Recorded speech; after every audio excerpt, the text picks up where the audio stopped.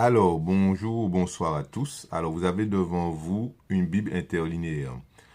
Alors, vous voyez que les mots hébreux sont en haut, donc c'est Exode 29, et les mots en français sont en bas. Bon, sur chaque sigle hébreu, ils ont mis la correspondance en français. Donc, et la grande différence entre l'hébreu et le français, c'est que le français, il se lit, ou les langues actuelles, modernes, se lisent de gauche à droite, alors que l'hébreu se lit de droite à gauche.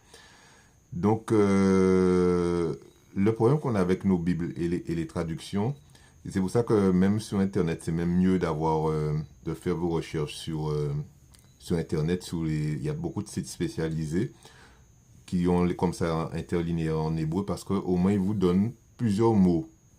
Là, bon, là, comme c'est du papier, donc c'est limité.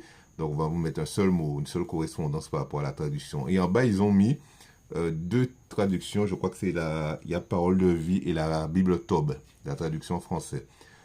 Mais il faut savoir que l'hébreu, c'est une langue déjà ancienne. Elle a des fois les mots ont beaucoup de sens. Ils peuvent avoir plusieurs sens. Ça dépend du contexte dans lequel ils sont utilisés. Donc les traductions françaises sont toujours, ils ont fait un choix. Mais des fois le choix n'est pas toujours le bon dans la traduction qu'ils ont fait. Et ce qui fait que c'est vrai que la majorité des Bibles en français sont soit mal traduites, soit mal comprises. Enfin, parce qu'il faut savoir que ceux qui ont écrit ce livre, la Bible, ils ont écrit avec des codes.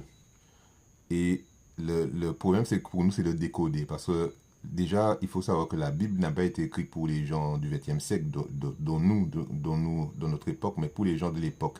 Donc les gens de l'époque comprenaient les codes, ils comprenaient les doubles sens, ils comprenaient les symboles, parce qu'il y a beaucoup de symbolique dans la Bible. La Bible, c'est pas un livre d'histoire, c'est pas un livre, comment dirais-je, c'est pas un livre de forcément, c'est un livre scientifique, c'est même pas un livre religieux. C'est même pas un livre religieux. Les religions s'appuient sur elle. Les religions, qu'elles soient catholiques, orthodoxes, protestantes, s'appuient sur elle, sur ce livre-là. Mais c'est pas un livre religieux. Et d'ailleurs, il n'est pas étudié que par les religieux d'ailleurs. Mais c'est un livre très codé et il faut décoder.